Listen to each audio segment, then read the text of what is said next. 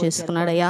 ఇదిగో నీ వాక్యం సెలవిస్తుంది నాయన, ప్రతి విషయములందు కృతజ్ఞతాస్తుతులు చెల్లించండి అనే నీ వాక్యం సెలవిస్తుంది నాయన. అయా ఈ కృతజ్ఞతా కూడికలో మీరే తోడుగా ఉండండి, మీ నామానికి మహిమకరంగా జరిగించండి నాయన. ఇంకా ప్రసంగి కుటుంబంలో ఇంకో మేలులు అద్భుత కార్యాలు మీరు జరిగించండి, సహాయము దయచేయండి అయ్యా. అలాగే ప్రభా ప్రసంగిని మేరీ కుమార్ని ప్రేమించి ఇచ్చిన కుమారుడు ప్రభా అగస్టిన్ను బట్టి కూడా మీ సన్నిధిలో ప్రార్థిస్తున్నామయ్యా. 9 సంవత్సరాలు మీ సన్నిధిలో కాచి కాపాడి 10వ సంవత్సరంలోనికి అడుగు పెట్టడానికి మీరు చూపించిన మీ కృపను బట్టి మీకు వందనాలు, స్తోత్రాలయ్యా. ఇదిగో సంవత్సరమనే దయా కిరీటము బిడ్డపైన ధరింప చేయండి, సహాయము చేయండి అయ్యా. ఇదిగో బాలుడు దేవుని దయందు మనుషుల దయందు ఎలాగో వర్ధిల్లాడో ప్రభా, అలాగే అగస్టిన్ కూడా వర్ధిల్లే కృప దయచేయండి, దీర్ఘాయువును కలగచేయండి, మీ సన్నిధి తోడుగా ఉంచండి. అలాగే ప్రభా ఇలాంటి పుట్టినరోజులు ఇంకా అనేకము జరిపించుకునే కృప దయచేయండి నాయన, సహాయం చేయండి. ఇదిగో సేవకుడు నిలబడుతుండగా మీ సిలువ చాటును మరుగుపరచుకోండి, మీరంతా ఆత్మాభిషేకముతో నింపండి అయ్యా. నిలబడుతుంది మనుషుడే కానీ మాట్లాడేది మీరే. ఏ బిడ్డకి ఆత్మీయ ఆహారం అవసరమో మీరుండండి, మాట్లాడండి, సహాయం చేయండి. చేరువచ్చిన ప్రతి ఒక్క బిడ్డను కూడా దీవించండి, ఆశీర్వదించండి. రావాల్సిన బిడ్డలను త్వరపడి మీ సన్నిధికి తీసుకొని రండి అయ్యా. ఇదిగో ముందున్న సమయం అంతా కూడా ప్రభువా మీ చేతులకు అప్పచెప్పుకుంటూ మీ కృపను కోరుకుంటూ యేసయ్య పరిశుద్ధ నామమున అడిగి వేడుకొంచున్నాం తండ్రి, ఆమేన్. హల్లెలూయా. దేవునికి స్తోత్రం. చదువుతారు అందరు గట్టిగా 2 చేతుల పైకి అయితే హల్లెలూయా, హల్లెలూయా. మంచిదండి. సమయంలో ప్రాముఖ్యముగా మరి సమయంలో కర్ణిపూడి సొలొమోన్ గారిని దేవుడు ప్రేమించి, తల్లి గారిని ప్రేమించి వాళ్ళిద్దరిని ఆశీర్వదించి 2 కుమారులను ప్రభు వారికి అనుగ్రహించి ఈ రోజున వారి కుటుంబం ఎంతగానో ఆశీర్వాదకరంగా దేవుడు ఈ కుటుంబాన్ని దేవుడు దీవించి నిలబెట్టాడండి. ఎందుకంటే ప్రాముఖ్యముగా 2 కుమారుల ప్రసంగి అలాగే మేరీ కుమార్, అంటే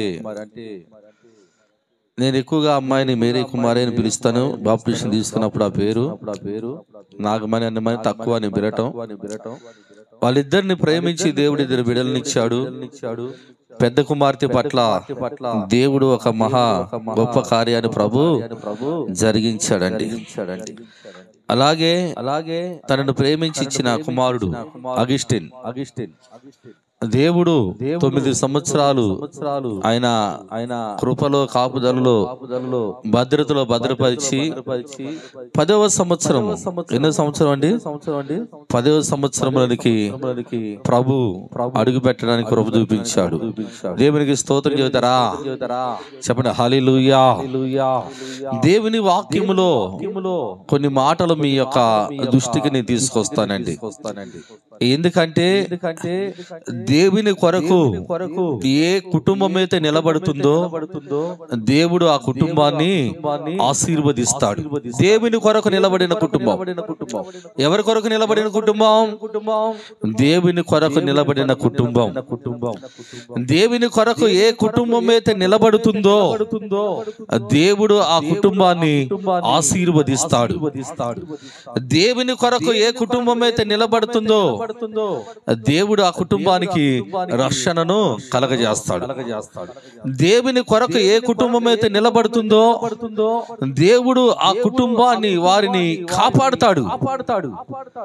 ఏ అపాయము కూడా వాళ్ళకి రాకుండా దేవుడు సహాయం చేస్తాడు.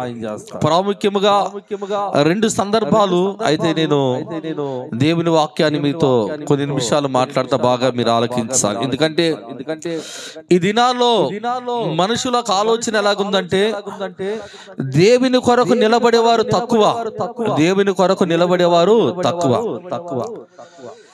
దేవుణ్ణి విడిచిపెట్టి వెళ్ళిపోయే వాళ్ళు ఎక్కువ. దేవుణ్ణి విడిచిపెట్టి వెళ్ళిపోయిన వారు లేదా దేవుణ్ణి నిర్లక్ష్యం చేసిన వారు ఆ కుటుంబాల్లో దీవెనకరమైన పరిస్థితులు ఉండవు, ఆశీర్వాదకరమైన పరిస్థితులు ఉండవు. ఆ కుటుంబములో కొన్ని అపాయాలు వచ్చినప్పుడు ఆ అపాయాల నుంచి తప్పించుకున్న పరిస్థితులు కనిపించవు. అయితే దేవుని కొరకు ఆ కుటుంబం నిలబడిందా? ఖచ్చితంగా దేవుడు ఆ కుటుంబాన్ని ఆశీర్వదిస్తాడు. దేవుడు ఆయన కృపతో ముందుకు నడిపిస్తాడు. చెప్పండి దేవునికి స్తోత్రం. చెప్పండి హల్లెలూయా. ఇక్కడ మనకు దేవుని వాక్యాన్ని మనం గమనించినట్లయితే 91వ కీర్తనలోనికి మీ బైబిల్ తెరిచి 91వ కీర్తన 91వ కీర్తనలోకి మీ బైబిల్ తెరవండి. 91వ కీర్తన 91వ కీర్తనలోకి మీరు మీ బైబిల్ తీసి ఇక్కడ దేవుని వాక్యాన్ని ఒక మాట మనం చదువుకుందాం. దేవుని వాక్యాన్ని మనం 7వ వచనం చూడండి. నీ పక్కన 1000 మంది పడినను నీ కుడి పక్కన 10,000 మంది కూలినను అపాయము నీ యొద్దకు తలల వంచండి. ప్రార్థన చేస్తాం. పరిశుద్ధుడైన మా తండ్రి, సర్వాధికారైన మా యేసయ్య మీకు వందనాలు. ఈ రాత్రి ప్రభువా మీరు చేసిన మేలును బట్టి నైనా నీ కుమారుని నీ కుమార్తెను ప్రేమించి వారి కుటుంబాన్ని మీరు ఆశీర్వదించి కుమార్తె పట్ల మీరు చేసిన గొప్ప కార్యం కుమారుడు నాని సంవత్సరమైన దయా కిరీటము ఈ రాత్రి మీ నామానికి మహిమకరంగా ఏర్పాటు చేయమనే ప్రార్థనా కుడికలో నీ దాసుడిగా ప్రభువా నేను నిలబడి నీ వాక్యమును బోధిస్తుండగా నన్ను మరుగుపరిచి మీరు కనిపించమని ప్రతి ఒక్కరితో ప్రభువా మీరు మాట్లాడమని మా ముందున్న ఈ సమయాన్ని మీ దయగలిగిన హస్తాలకు అప్పగిస్తూ మీ కృపను కోరుకుంటూ యేసు నామములో ప్రార్థిస్తున్నాను తండ్రి. ఆమేన్. చెప్పండి గట్టిగా హల్లెలూయా, హల్లెలూయా. ఇక్కడ దేవుని వాక్యాన్ని మనం గమనించినట్టయితే నీ పక్క 1000 మంది పడినను నీ కుడి పక్క 10,000 మంది కూలినను అపాయము నీ యొద్దకు రాదు. ఏ రాదంటండి? అపాయము నీ యొద్దకు రాదు. ఎందుకని నీ యొద్దకు అపాయం రాదు? నీ కుటుంబము ఎప్పుడైతే దేవుని కొరకు నిలబడుతుందో, ఎప్పుడైతే దేవుని కొరకు నీ యొక్క ఆలోచనే గాని నీ యొక్క తలంపులే గాని నీవు దేవుని కొరకు ఒక సమర్పణ కలిగిన జీవితాన్ని నువ్వు కలిగి ఉన్నప్పుడు దేవుని వాక్యం మనకు తెలియచేయబడుతున్న మాట ఏంటంటే ఏ అపాయము కూడా నీ యొద్దకు చెప్పండి. ఏ రాదంట? నీ యొద్దకు రాదు. నీ పక్కనే కదా 1000 మంది కూలిపోయారు, నీ పక్కనే కదా 10,000 మంది 1000 మంది పడిపోయి 10,000 మంది కూలిపోయారు.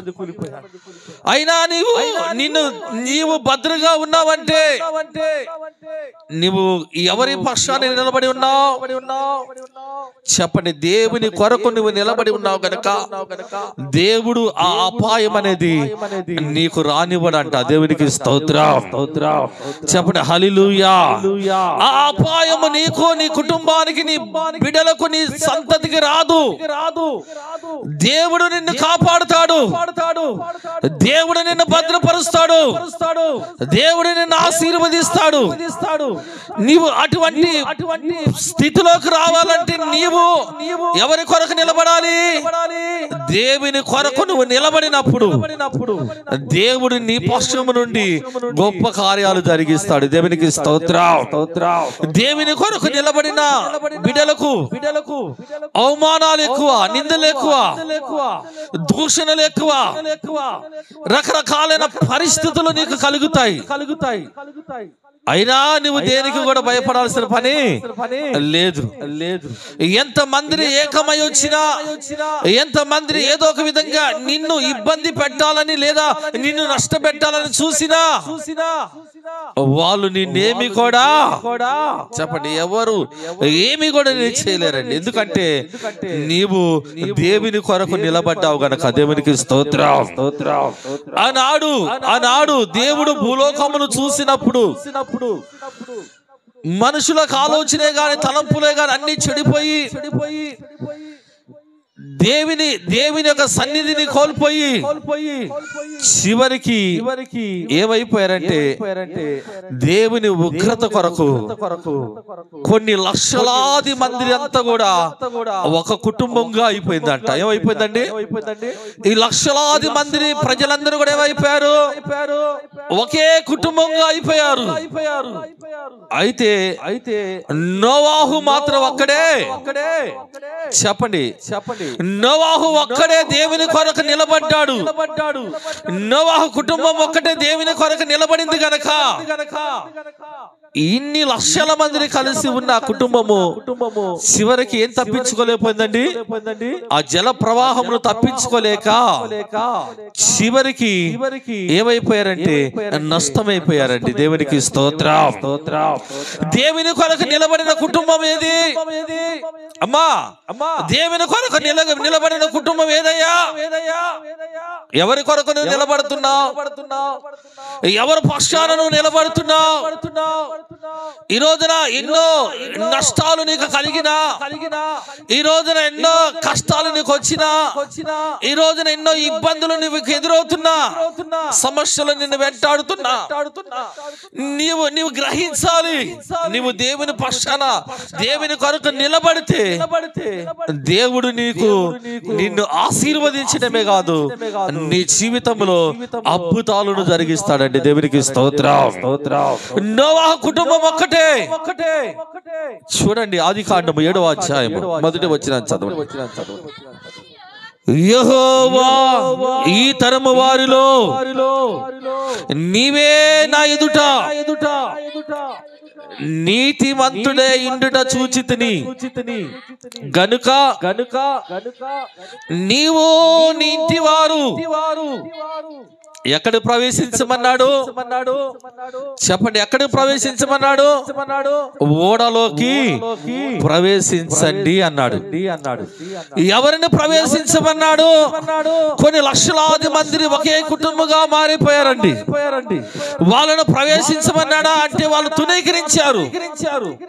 నోవాహు చెప్పిన ఆ మాటలను వాళ్ళు స్వీకరించలా. నోవాహు చెప్పిన మాటలు వాళ్ళు ఇనలా.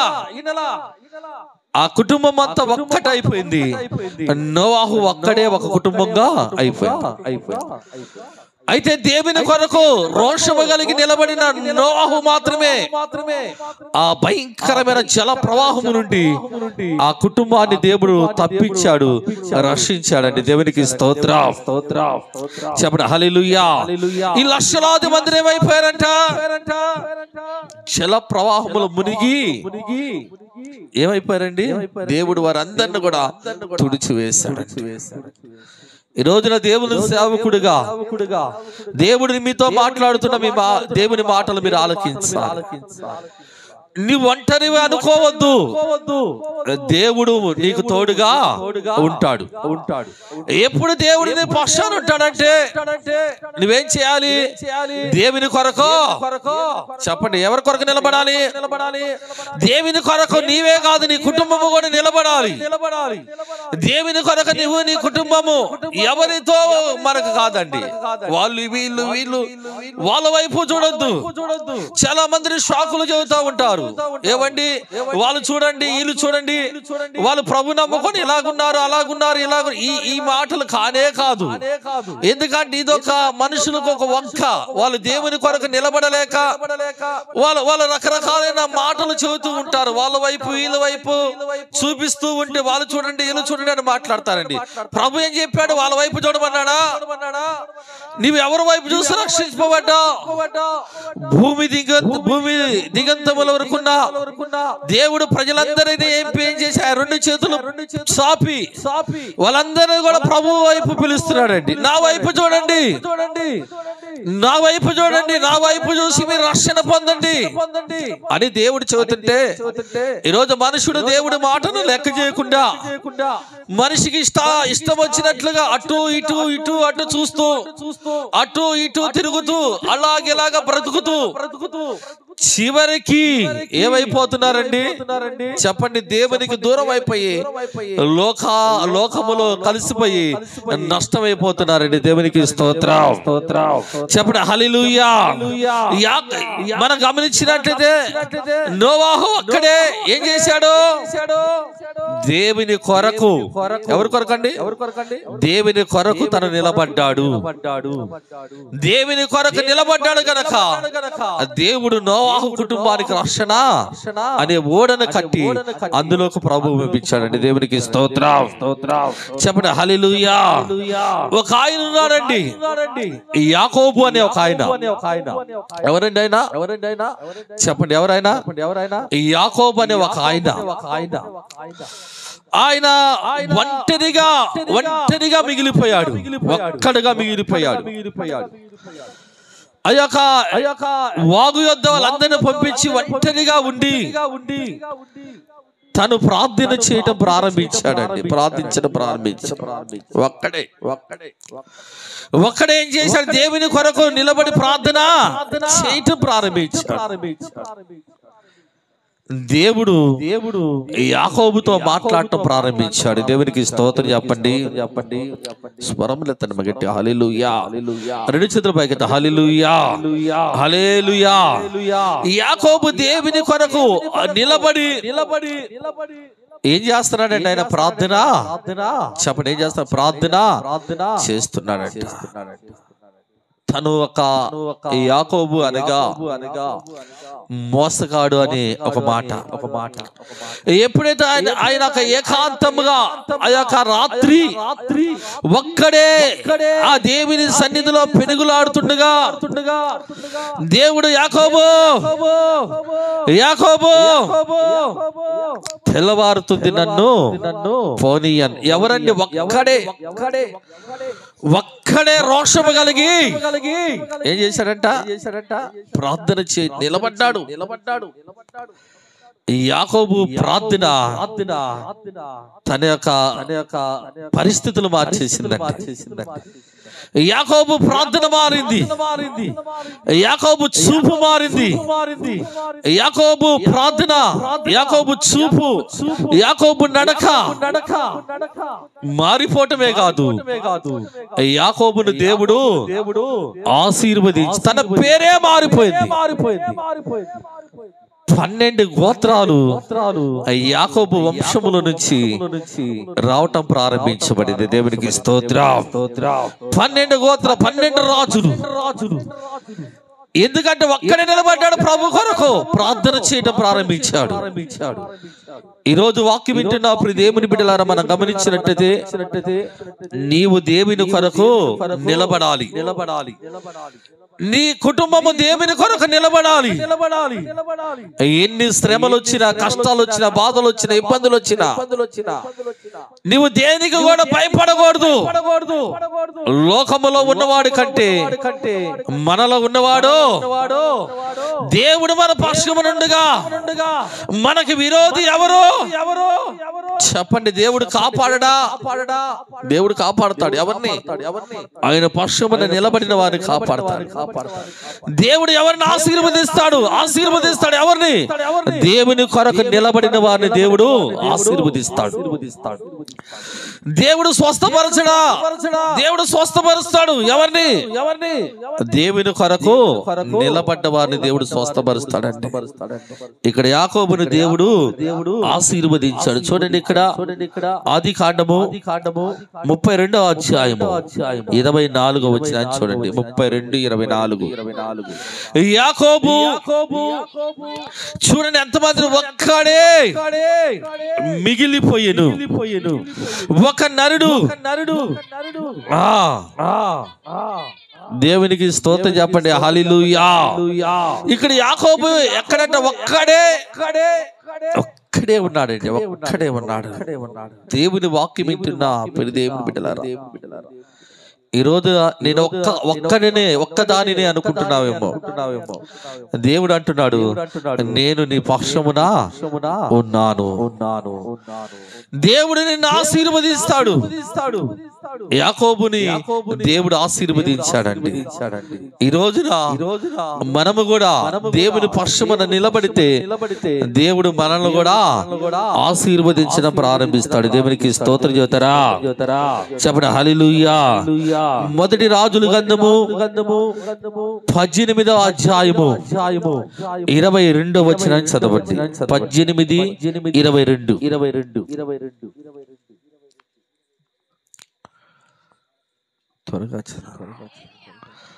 అప్పుడు ఏలియా యెహోవాకు ప్రవక్తలైన వారిలో ఎవరు? నేను ఒక్కడనే శేషించి నాను. దేవునికి స్తోత్రం చెబుతారా? ఆ యొక్క కర్మేలు పర్వతం మీద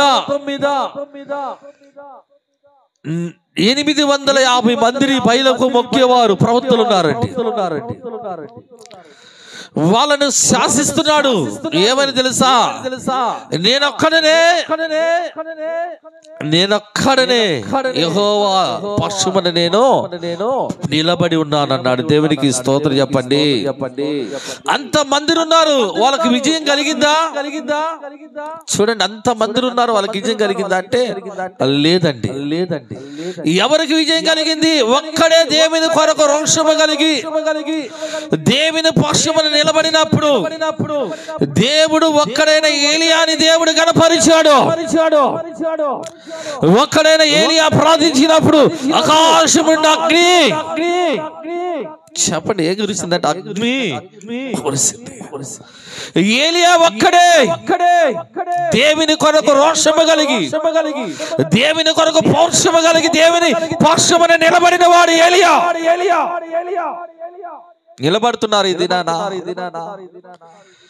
దేవుని కొరకు రోషము కలిగి నిలబడుతున్నామా? దేవుని కొరకు రోషము కలిగి నిలబడే కుటుంబాలు ఉన్నాయా? అలాగా ఉంటే దేవుడు నిన్ను ఖచ్చితంగా నిన్ను జ్ఞాపకం చేసుకుంటాడండి.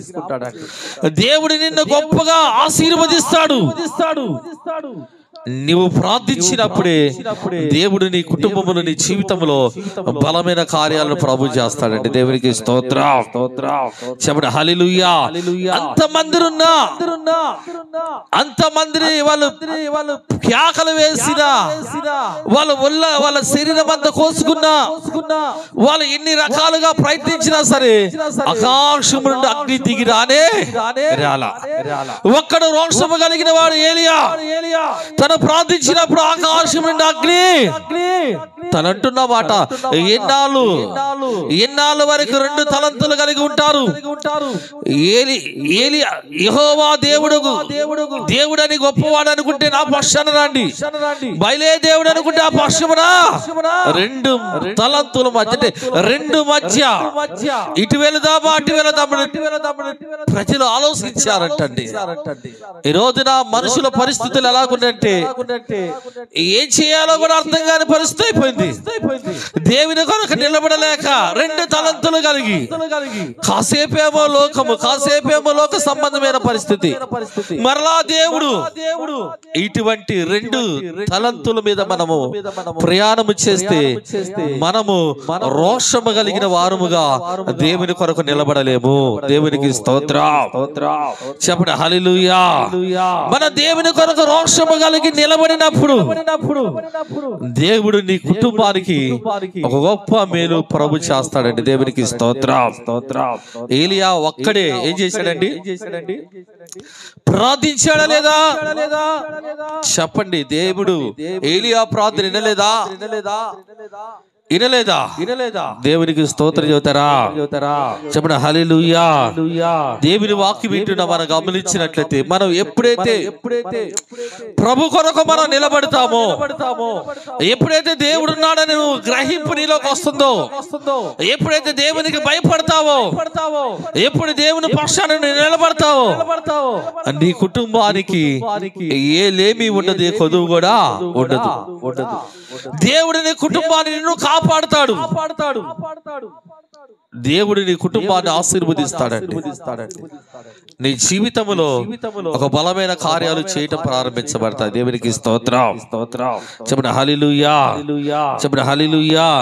చాలా మందిలో ఉన్న పరిస్థితి ఇదేనండి. చాలా మందిలో ఉన్న పరిస్థితి నేనేం చేయలేను, నా ఒక్కడి ప్రార్థన దేవుడు వింటాడా, నా ఒక్కదాని ప్రార్థన దేవుడు వింటాడా, నా కుటుంబం నాకు సహకరించట్లేదు, నా భర్త నాకు సహకరించట్లేదు, నా భార్య నాకు సహకరించట్లేదు అని నువ్వే మాత్రం కూడా కుంగిపోకూడదండి. ఎందుకంటే దేవుడు నీ ఒక్కదాని ప్రార్థన వింటాడు. దేవుడు నీ ఒక్కడి కుటుంబ ప్రార్థన వింటాడు. నీ ప్రార్థన దేవుడు ఆలకించి నిన్ను ఆశీర్వదించాలంటే నీవు దేవుని కొరకు నిలబడాలి. ఎవరి కొరకు నిలబడాలి? చెప్పండి, ఎవరి కొరకు నిలబడాలి? దేవుని కొరకు నువ్వు నిలబడాలి. చాలా మంది నిలబడలేరు. యేసుక్రీస్తు ప్రభు యొద్దకు తనని వెంబడించే చాలా మందిని ఆయన గమనించాడండి. ఒక ఆయనతో అన్నాడు, నన్ను వెంబడించేవాడు తనను తను ఉపేక్షించుకొని నా సిలువ ఎత్తుకొని నన్ను వెంబడించాలి అన్నాడు. యేసయ్యను నమ్ముకున్నావు, మారు మనసు పొందావు, రక్షింపబడ్డావు అనగానే సరిగా దేవుని కొరకు నిలబడాలి. దేవుని కొరకు నిలబడాలి. రాజీ పడకూడదు. ఏ విషయంలో కూడా రాజీ లేని పోరాటం నువ్వు భూమి మీద దేవుని కొరకు నువ్వు చేయాలండి. దేవునికి స్తోత్రం. యేసయ్యను వెంబడించాలంటే చాలా కష్టం. చాలా మందిని కొంతమందిని వెంబడించి మధ్యలో ఆగిపోయారు. కొంతమందిని ఏమో వెంబడించి ఏమో గొప్ప సేవ చేశారు. యేసు ప్రభువారి ఆయన మాటలు చాలా కఠినంగా ఉంటాయండి. ఒక సందర్భంలో ఆయన బోధించినప్పుడు అక్కడ కొంత వ్యతిరేకత వచ్చింది. ఇలాగ గద్దిస్తే, ఇలాగ ఖండిస్తే, ఇలాంటి మాటలు చేతి ఎవరు నీ ఎంట వస్తారు అని కొంతమందిని యేసు ప్రభువారిని వెంబడించకుండా తిరిగి లోకంలోకి వెళ్ళిపోయారంట. దేవునికి స్తోత్రం. చెప్పండి హల్లెలూయా. తన శిష్యులు అడిగిన మాట ఇలాగైతే ప్రభువా ఎవరు నీ ఎంట వస్తారంటే ప్రభు వాళ్ళు కూడా అడిగాడు, మీరు కూడా నన్ను విడిచి వెళ్ళిపోతున్నారా అని. ఏమన్నాడండి? మీరు కూడా నన్ను విడిచి వెళ్ళిపోతారా అన్నప్పుడు పేతురు అంటాడు, మేము ఎక్కడికి వెళ్తామయ్యా? సావైన నీతోనే, బ్రతికేనా? చెప్పండి ఏమన్నాడండి ఆయన? మేము ఎక్కడికి వెళ్తాం? నీతో ఉంటాం, నీతోనే. ఎందుకంటే నీవు నీ మాటలు జీవము కలిగిన, చెప్పండి జీవము కలిగిన మాటలు గలవాడు. నీ మాటలు వినకుండా నిన్ను వెంబడించుకుని మేము ఎక్కడికి వెళ్తాం? చూడండి, నిలబడటం కష్టం అండి. నిలబడాలి దేవుని కొరకు ప్రతి కుటుంబం, నిలబడాలి దేవుని కొరకు ప్రతి ఒక్కరు. దేవుని పక్షమున నిలబడినప్పుడు నిన్ను ఆటంకపరిచేవాడు లేడు. దేవుని పక్షమున నిలబడినప్పుడు నీకు సహాయము కాకుండా ఉండదు. దేవుని పక్షమున ఉన్నప్పుడు దేవుడు నిన్ను ఆశీర్వదించి ఆయన గొప్పగా నిన్ను దీవిస్తాడు. దావీదును దీవించలేదండి ప్రభు. గొర్రెల కాసుకునే గొర్రెల కాసుకునే దావీదుని ఏం చేశాడు? దావీదుని చెప్పండి ఏం చేశాడు? ఎక్కడో గొర్రెలు కాసుకుంటున్నాడు, తునీకరింపబడిన వాడు. తన గురించి చెప్పడానికి తన తండ్రి యెషయా కూడా అంగీకరించలా. వాడు పశువులు పొందా గొర్రెలు కాసుకుంటూ అలా బ్రతుకుతున్నాడు. వాడు గురించి వీళ్ళలో ఒకటి చూడు. కాదు దేవుడు ఆ ఒక్కడిని ఇంతమందిని చూపించారు. కాదు అతను నీ కుమారుని పిలిపించు అనగా వెంటనే దావీదును చూసిన స్వామి ఏం చేశాడండి? ఈ అభిషేకించాడట. దేవునికి స్తోత్రం. చెప్పండి హల్లెలూయా.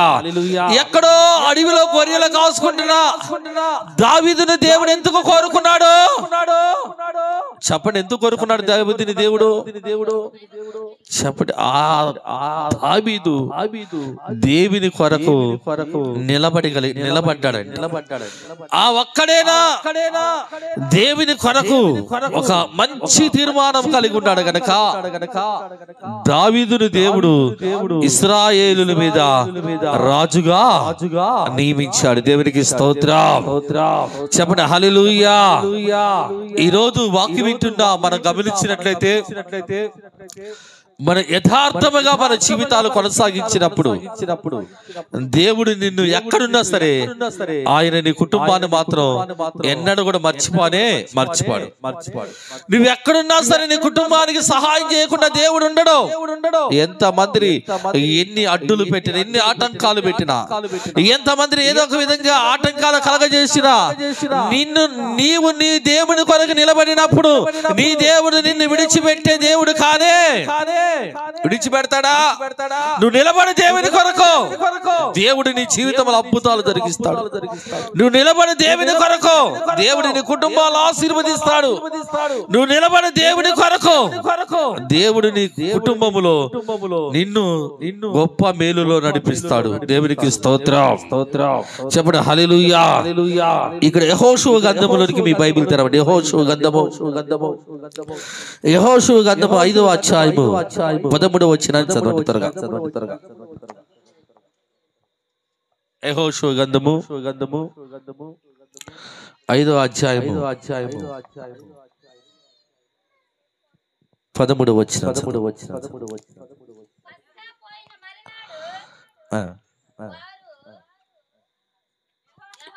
యెహోషువ గ్రంథం 5:13. యెహోషువ యెరికో ప్రాంతములో ఉన్నప్పుడు అతడు కనులెత్తి చూడగా ఏగదమ్మా దూషణ కత్తి చేత పట్టుకొని ఉన్నా ఏ నిలబడిందంటండి? ఒక దూత ఒక కత్తి పట్టుకొని అతని ఎదుట ఒక దూత. మీరు గమనించాలి. యెహోషువ యెరికో పట్టణం మీదకి యుద్ధానికి వెళ్ళినప్పుడు దాని వైపు చూసినప్పుడు ఎవరు కనిపించారంట? ఒక దూత కత్తిని చేత పట్టుకొని నిలబడి ఉందంట. దేవునికి స్తోత్రం చెబుతారా? చెప్పండి హల్లెలూయా. ఇప్పుడు యెరికో మీదకి యుద్ధానికి వెళ్ళాలి. ఎవరున్నారు? యెహోషువ పక్షాన దేవుని దూత, అంటే దేవుడు యెహోషువ పక్షాన ఉన్నాడు. ఎప్పుడైతే దేవుడు యెహోషువ పక్షాన ఉన్నప్పుడు ఆ యెరికో ప్రాంతం అంతా కూడా వారు ఒకేసారి కేకలు వేసినప్పుడు, బూరలు ఊదినప్పుడు యెరికో గోడలు కూలిపోయాట. దేవునికి స్తోత్రం చెప్పండి హల్లెలూయా. యెరికో గోడలు కూలిపోయాయి. ఎవరున్నారు? యెహోషువ పక్షమున దేవుడున్నాడండి. దేవుడు ఇశ్రాయేలు ప్రజలను నడిపించడానికి మోసేనే నాయకుడి తర్వాత యెహోషువను దేవుడు ఏర్పాటు చేసుకున్నప్పుడు యెహోషువ కొన్ని సందర్భంలో భయపడిన సన్నివేశాలు ఉన్నాయండి. ఇశ్రాయేలులు మోసే మాట వినలా, సొనిగారు, గొనిగారు. వాళ్ళు నన్ను కూడా ఊరుకుంటారు, రాళ్లతో నన్ను కొట్టి చంపుతారు, బాబు నేను వెళ్ళను అన్నాడండి. దేవుడు ఒప్పుకోలా, యెహోషువను పంపించాడు. యెహోషువ భయపడుతూనే వెళ్ళాడు. దేవుడు అంటున్నాడు, నువ్వు భయపడొద్దు, నిబ్బరము కలిగి ధైర్యం కలుగుండా. ఇదిగో యెహోషువ మోసేకు నేను తోడుగా ఉన్నా కదా, యెహోషువ నీకు కూడా నేను తోడుగా నేనున్నాను, భయపడొద్దయ్యా, నేనున్నాను, భయపడొద్దు. ఎప్పుడైతే యెహోషువ ఆ మాట విని ఇశ్రాయేలు ప్రజలను నాయకుడిగా ఉండి నడిపించడం ప్రారంభించాడు. దేవునికి స్తోత్రం. యుద్ధం వచ్చే యెరికో ప్రాంతానికి వచ్చాడు. యెరికో ప్రాంతంలో ఉన్న ఆ సమయంలో ఏమైందంట అనగా ఎప్పుడైతే వాళ్ళు ప్రభును స్తుతించారో, ఎప్పుడైతే వాళ్ళు ఆర్భాటముతో కేకలు వేశారు, బూరలు ఊదారో, యెరికో ప్రాకారము గోడలు కుప్ప కూలిపోయారట. దేవునికి స్తోత్రం. ఆ విజయానికి ముందు ఎవరు కనిపించారు ఆయనకి? ఒక దూత ఆయనకి కనిపించారు. ఈ రోజున మన జీవితాల్లో ఒక గొప్ప మేలులు, ఒక గొప్ప విజయము మనకు కలుగుతుందంటే దేవుడు మనకు తోడుగా ఉన్నాడనే మాట మీరు మర్చిపోవద్దు. ఈ రోజు నుంచి అపాయముల నుండి మనం తప్పించబడుతున్నా, ఈ రోజున మన లేమిలో నుంచి ఆశీర్వదింపబడుతున్నా, ఈ రోజున ఒక బలహీనతల నుంచి విడిపించబడుతున్నా, ఈ రోజున దేవుడు మనకు సంతానాన్ని ఇచ్చినా, పిల్లలను ఇచ్చినా, ఏది ఇచ్చినా దేవుడు ఉండి నీకు దేవుడు సహాయం చేస్తున్నాడని ఆ ఆలోచన మాత్రం నీవు మర్చిపోవద్దండి. దేవుడిని పక్షమన్నాడు కాక దేవుడిని జీవితంలో ఎన్నో మేలులు చేస్తున్నాడు. ఈ రోజున నీకు మేలులు కలగట్లేదా? దేవుడిని పక్షాన లేడు అని అర్థం. లేడు అని అర్థం. దేవుడిని పక్షానంటే దేవుడిని జీవితంలో ఎన్నో కార్యాలు, ఎన్నో మేలులు చేస్తూనే ఉంటాడండి. దేవునికి స్తోత్రం చెప్పండి హల్లెలూయా. చెప్పండి హల్లెలూయా. దేవుని వాక్యం వింటున్నా మీరు దేవుని బిడ్డలారా మనం గమనించినట్లయితే దేవుడు యెహోషువకు తోడుగా ఉన్నప్పుడు ఆ విజయముని దేవుడు యెహోషువకు ఇచ్చాడు. ఈ రోజున వాక్యం వింటున్న మన పక్షమున దేవుడు ఉన్నాడా? దేవుని పక్షాన మనం ఉంటున్నామా? మన ప్రవర్తన ఎలాగుంది? మన మాట ఎలాగుంది? మన ఆలోచన ఎలాగుంది? మన చూపు ఎలాగుంది? యాకోబుగా మారిపోయిందిగా. ఈ రోజున మనం మారకపోవడానికి కారణం ఏంటంటే ఇంకా మనలో ఏదో ఒక ఏముందంటే ఏదో ఒకటి సాతానుడు, ఏదో ఒక లోపం, ఏదో ఒక సాతానుడు ప్రేరేపణ గనక దేవుని కొరకు మనుషులు నిలబడలేకపోతున్నారు. దేవుని ఆరాధించవలసిన మనుషులు దేవుని సన్నిధిలో ఆరాధనలో కూడా లేని పరిస్థితులు ఈ దినాలున్నారు. నువ్వు దేవుని కొరకు నిలబడు, దేవుడు అద్భుతాలు జరిగించడం ప్రారంభిస్తాడు. దేవునికి స్తోత్రం. చెప్పండి హల్లెలూయా. చూడండి యెహోషువ గ్రంథం 6వ అధ్యాయము 5వ వచనం చదవండి.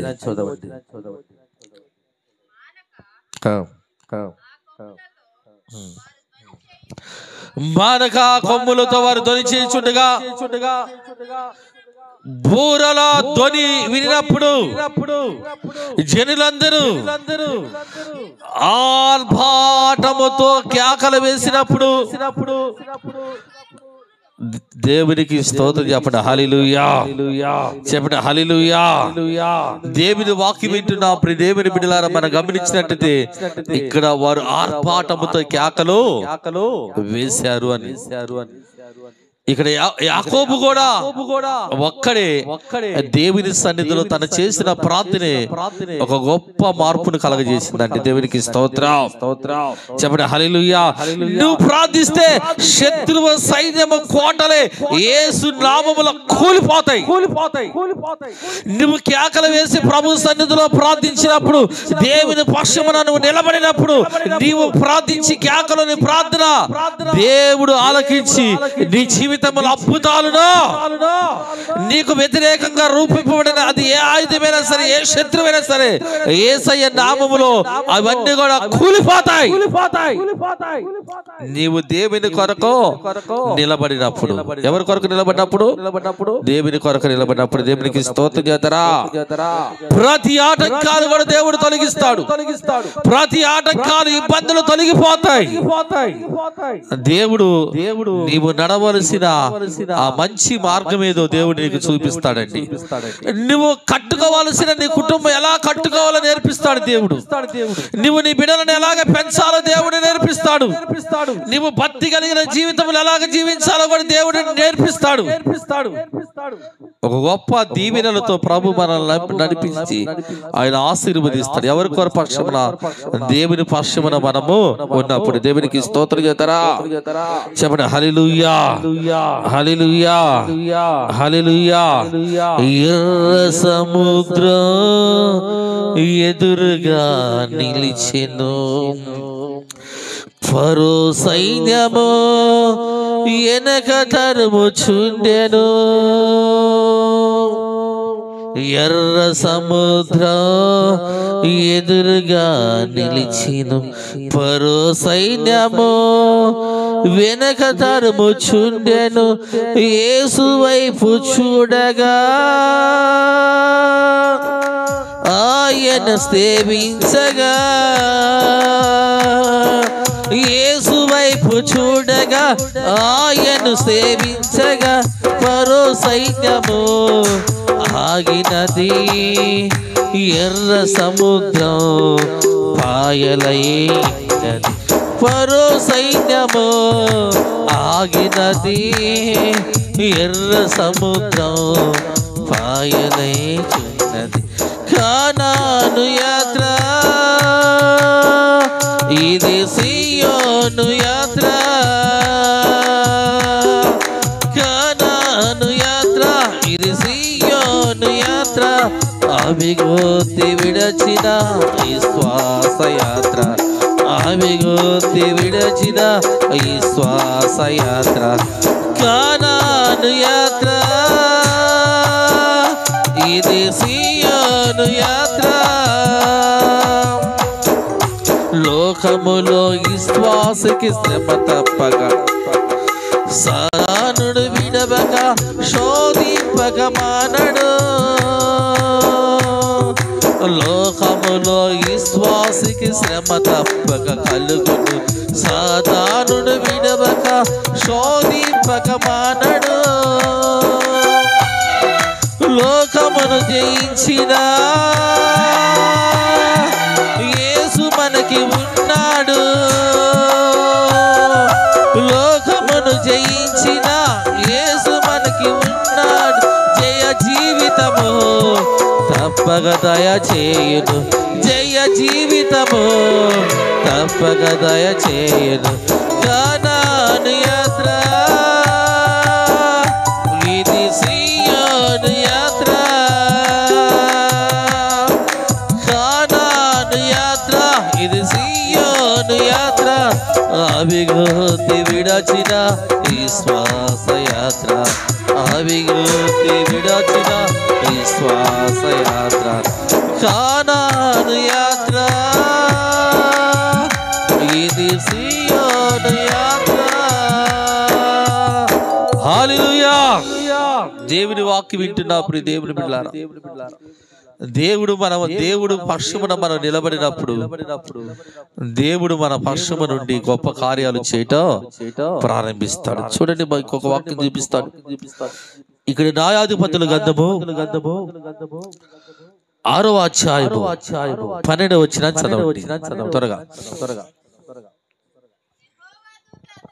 మీరు బాగా వినాలి ఈ మాట, మీరు బాగా ఈ మాటని మీ మనసులో పెట్టాలి. యెహోవా దూత అతనికి కనపడి పరాక్రమము కలిగిన బలాజుడా, యెహోవా నీకు తోడై ఉన్నాడని అతనితో అనగా గిద్యోను, చిత్తము నా ఏలినవాడా, యెహోవా మాకు తోడే ఇండి నేడలా. ఇదంతా కూడా మాకెలాగా సంభవిస్తుంది? యెహోవా అవిగుత్తుల నుండి మమ్మల్ని రప్పించినని చెప్పుచు మా పితరులు మాకు వివరించిన ఆయన అద్భుత కార్యాలు ఏమాయను.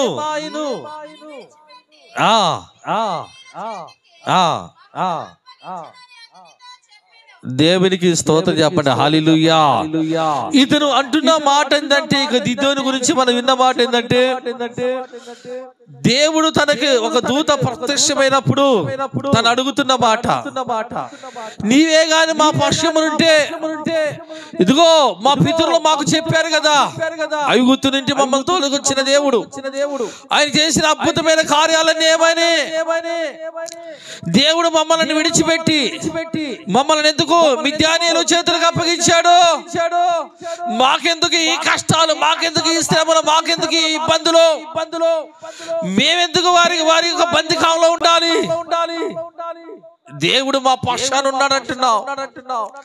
ఇదంతా ఎందుకు జరిగింది? దేవుడు మమ్మల్ని విడిచిపెట్టి వెళ్ళిపోయాడా? ఈ రోజున చాలా మంది జీవితాల్లో మనుషుల్లో కలుగుతున్న బాధ, దేవుడు మాకు తోడే ఉన్నాడండి అంటున్నావు గాని మనకు ఎదురవుతున్న ఆ భయంకరమైన ఆ పరిస్థితులు మారట్లా. దేవుడు మాకు తోడుగా ఉన్నాడు, మాకేంటి? చాలా మంది దేవుని నమ్ముకున్నాం, మారు మనసు పొందాం, బాప్టిజం పొందాం, మందిరానికి వెళ్తున్నావు, దేవుని సన్నిధిలో పాటలు పాడుతున్నావు, వాక్యం వింటున్నావు, ఇన్ని చేస్తున్నా. మాకెందుకు వచ్చినండి కష్టాలు, మాకెందుకు వచ్చినండి శ్రమలు, మాకెందుకండి రోగాలు? నిజముగా నువ్వు దేవుని పక్షమున నిలబడితే నీకు ఏ విధమైన కీడు రాకుండా దేవుడు నిన్ను కాపాడుతాడండి. దేవునికి స్తోత్రం. వీళ్ళు దేవుని కొరకు నిలబడలేదు కనుక వీళ్ళు చేసిన పొరపాట్లు, వీళ్ళు చేసిన పాపమును బట్టి దేవుడు మిద్యానీయులకి ఇశ్రాయేలును అప్పగించేశాడు. ఇప్పుడు గిద్యోను అడుగుతున్న మాట, మా పితరులు చెప్పాడు కదా, ఆ అద్భుతాలన్నీ ఏమైపోయినాయి? దేవుడు మా కొరకు మా పక్షము ఉంటే మేమే మేమెందుకు వారి చేతులకు మేము అప్పగించబడతాం? మేమెందుకు వారి చేతుల్లో బందీలుగా ఉంటాం? మేమెందుకు వారికి బానిసలుగా మారిపోతాం? ఎందుకు ఇలా జరుగుతుంది అనగా వారు చేసిన ఆ పొరపాట్లను బట్టి వారు ఇశ్రాయేలుని మిద్యానీయులకు దేవుడు అప్పగించేశాడండి. దేవునికి స్తోత్రం. దీంతోని నిలబడ్డాడు దేవుని కొరకు.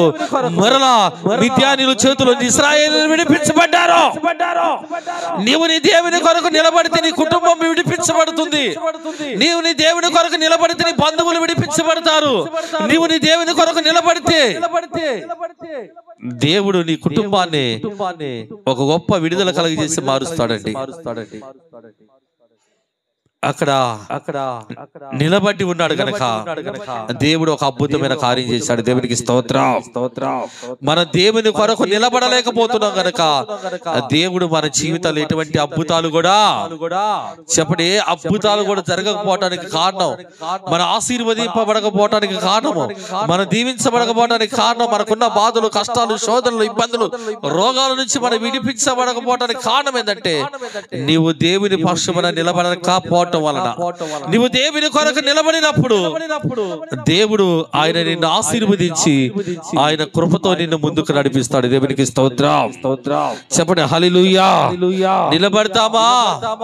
దేవుని కొరకు నిలబడితే దేవుడు నిన్ను నడిపించడం ప్రారంభిస్తాడు. దేవునికి స్తోత్రం. నడిపిస్తాడు నా దేవుడు, శ్రమలోనైనా నన్ను విడవడు. నడిపిస్తాడు నా దేవుడు, శ్రమలోనైనా నన్ను విడవడు. అడుగులు తడబడిన, అలసట పైబడిన, అడుగులు తడబడిన, అలసట పైబడిన, చెయ్యి పట్టి వెన్ను తట్టి చక్కని ఆలోచన చెప్పి, చెయ్యి పట్టి వెన్ను తట్టి చక్కని ఆలోచన చెప్పి నడిపిస్తాడు నా దేవుడు, శ్రమలోనైనా నన్ను విడవడు. నడిపిస్తాడు నా దేవుడు, శ్రమలోనైనా నన్ను విడవడు. అంధకారమే దారి మోసిన నిందలే నన్ను పాడాలి.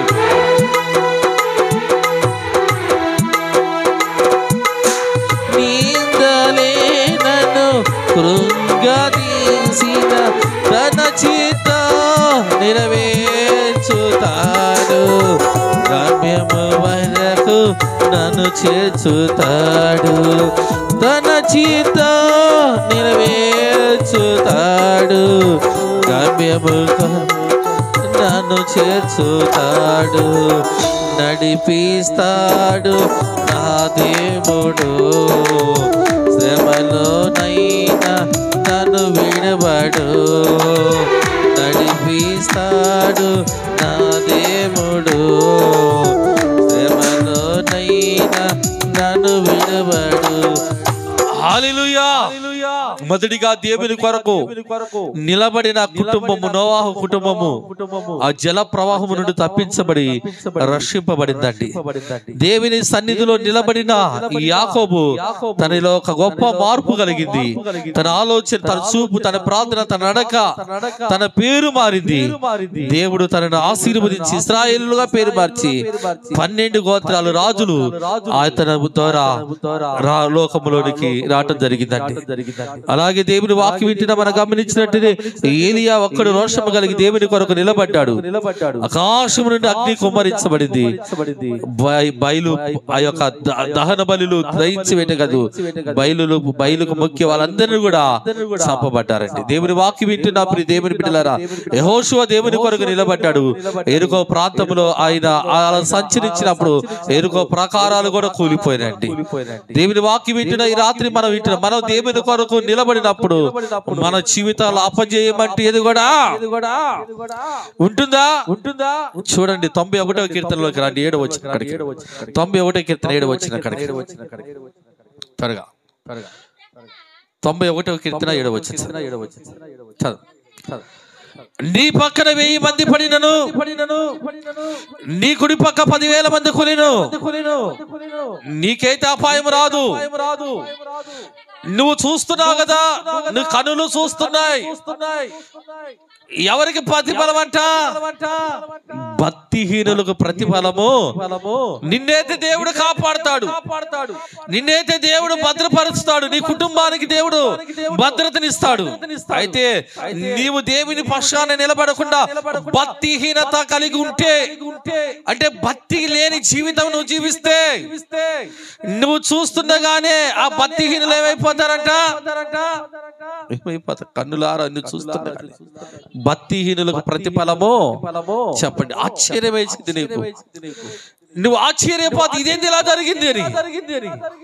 దేవుడు అంటున్న మాట, నేను నా పక్షమున ఉన్నవారిని నేను కాపాడుతాను, నా కొరకు నా పక్షమున నిలబడిన వారిని నేను ఆశీర్వదిస్తాను, నా కొరకు రోషము కలిగి దేవుని భక్తి చేసిన వారిని దేవుడు అంటున్నాడు వారి కుటుంబంలో అద్భుతాలను చేస్తాను అంటున్నాడు. దేవునికి స్తోత్రం చెప్పండి. హల్లెలూయా.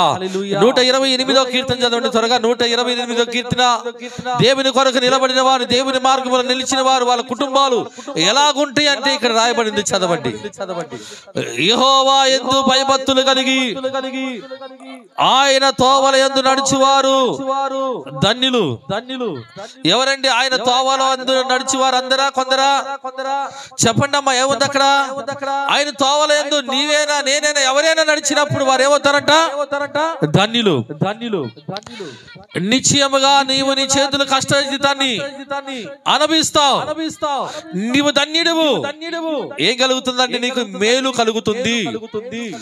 నీలోగట నీ భార్య ఫలించు ద్రాక్షవల్లి వలె ఉంటుంది.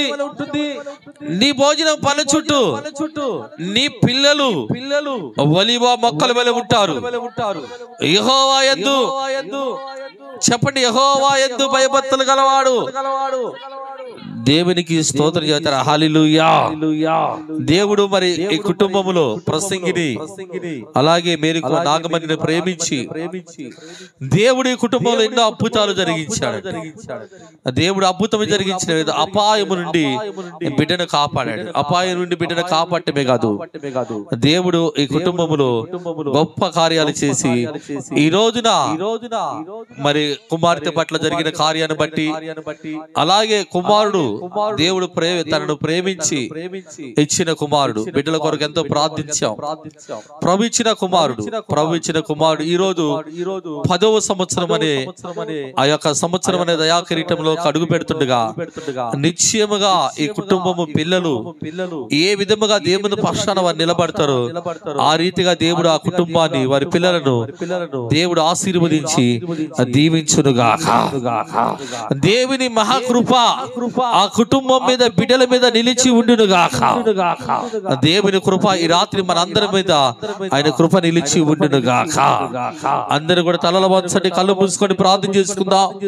దేవుని వాక్యం విన్న మనము దేవుని పక్షాన నిలబడకపోతే, ఇంకా దేవుని పక్షాన నీవు గాని నీ కుటుంబము గాని నిలబడలేక నిర్లక్ష్యాన్ని కలిగి ఉంటే ఈ రాత్రే దేవుడు వాక్యం విన్న నీవు ఇకనైనా దేవుని పక్షాన నిలబడు. దేవుడు నీ జీవితంలో అద్భుతాలు జరిగిస్తాడు. ఇకనైనా దేవుని పక్షాన నిలబడు. నీకు దేవుడు ఏది తక్కువ కానివ్వడు. ఈ రోజున దేవుని పక్షాన నిలబడితే దేవుడు నిన్ను, నీ కుటుంబానికి భద్రత కలగజేస్తాడండి. ఈ రోజున ఎలాగున్నా దేవుని నమ్ముకున్నావు, మందిరానికి వెళ్తున్నావు, దేవుని సన్నిధిలో పాటలు పాడుతున్నావు, ప్రార్థన చేస్తున్నావు, అన్నీ ఉన్నాయి. దేవుడు మనల్ని ఎందుకు విడిచిపెట్టేశాడు? దేవుడు మనల్ని ఎందుకు దూరం అయిపోయాడు? అద్భుతాలు చేసే దేవుడు మన జీవితంలో ఎందుకు అద్భుతాలు జరగట్లా? నువ్వు దేవుని పక్షమున నిలబడలేకపోతున్నావు. నువ్వు దేవుని పక్షమున నిలబడి ఈ రాత్రేనా, ఇకనైనా దేవుని కొరకు నువ్వు నిలబడి దేవుని కొరకు జీవించు. నీ కుటుంబము దేవుని కొరకు నిలబడి నోవాహు కుటుంబమలే దేవుడు నిన్ను తప్పిస్తాడు. నీ కుటుంబానికి రక్షణ కలుగజేసి నడిపిస్తాడు. అలాగే అందరూ కూడా ప్రార్థించారు. తలలో వచ్చి కళ్ళు మూసినట్టు ప్రార్థన చేసుకుందాం. తలలో వచ్చి కళ్ళు మూసుకున్నది ప్రార్థన చేసుకుందాం. అందరు కూడా మన మధ్యలో నిస్తాకని ప్రార్థన చేస్తారు. అందరు కూడా తలలో వచ్చండి, కళ్ళు మూసుకోండి, ప్రార్థన చేసుకుందాం. అందరు కూడా తలలో వచ్చి కళ్ళు మూసుకుంటే ప్రార్థన చేసుకుందాం. ప్రార్థన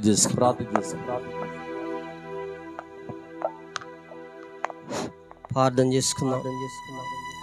పరిశుద్ధుడా, పరిశుద్ధుడా, ప్రేమగల మా తండ్రి, నీ పాదాలకు ఎలలేని వందనాలు, స్తుతులు, స్తోత్రాలు. అయా ప్రసంగి కుమారుడు 9 సంవత్సరాలు దాటి 10వ సంవత్సరంలోకి అడుగు పెడుతున్నారు తండ్రి. అయా ఇదిగో నా తండ్రి, ప్రతి ఇష్యూలో తోడుగా ఉండండి. చదువు విషయంలోను తెలివిని, జ్ఞానమును, బుద్ధిని దయచేయండి. ప్రతి ఇష్యూలోనూ తోడుగా ఉండండి. నీ కంచాని, కాపుదల, నీ ప్రాకారమైన దేవా, ఆ బిడ్డ ఎదుగుదలలో నువ్వు తోడుగా ఉండండి. ఆ తల్లిదండ్రుల్ని, వాళ్ళ కుటుంబాన్ని, వాళ్ళ బంధువులను, బంధుమిత్రులను తోడబుట్టుని ప్రతి ఒక్కరిని దీవించండి, బలపరచండి. కుటుంబాన్ని దీవించండి, వాళ్ళ తల్లిదండ్రులను, బంధువులను దీవించి బలపరచమని మిక్కిలిగి ప్రేమించుతున్న నీ ప్రియ కుమారుడు మా రక్షకుడైన నజరేయుడైన యేసు నామములో అడిగి ఏడుకొని ప్రార్థిస్తున్నాను తండ్రి. ఆమేన్, ఆమేన్. దేవునికి స్తోత్రం చేద్దాం. హల్లెలూయా. మంచిదండి. ఈ సమయంలో మరి అమ్మ సాక్ష్యం చెప్పిందంట. అలాగే సుజాత కూడా అలాగే ఈ కుటుంబాన్ని గురించి మరి రెండు మాటలు దేవుడు చేసిన కార్యాన్ని బట్టి రెండు మాటలు అమ్మాయి కూడా చెబుతానంటుంది. అందరూ కూడా అలాగే సాక్ష్యం. నా వెన్నుకుంటే రెచ్చిపోవాలనుకుంటే తగ్గితే తగ్గుతుంది నా బిడ్డ తండ్రి నాయన కాపాడు రచించమని అడుగుతున్నాను తండ్రి. నాయన నా బిడ్డకు బాగలేదని నేను తెలుసుకున్నాను తండ్రి. నాకు ఎవరికాడు చెప్పలేదయ్యా, కుంటూరని లేక నేను ఎంత బాధపడ్డానో నా పిల్ల గురించి. ఎస్ఐయా తండ్రి నాయన నా బిడ్డను కాపాడు చేసుకుని అడుగుతున్నాను తండ్రి. నాయన ఎస్ఐయా వందనాలు తండ్రి. దేవునికి స్తోత్రం చేద్దండి గట్టిగా. హల్లెలూయా. మరి కుటుంబంలో కలిగిన ఆ యొక్క ఇబ్బందికరమైన పరిస్థితుల్లో దేవుడు మేలు చేశాడు. తల్లిగారు సాక్షి ఉన్నాం. అలాగే బందిరల సుజాత మరి కుటుంబాన్ని గురించి రెండు మాటలు మాట్లాడుతుంటుందమ్మా.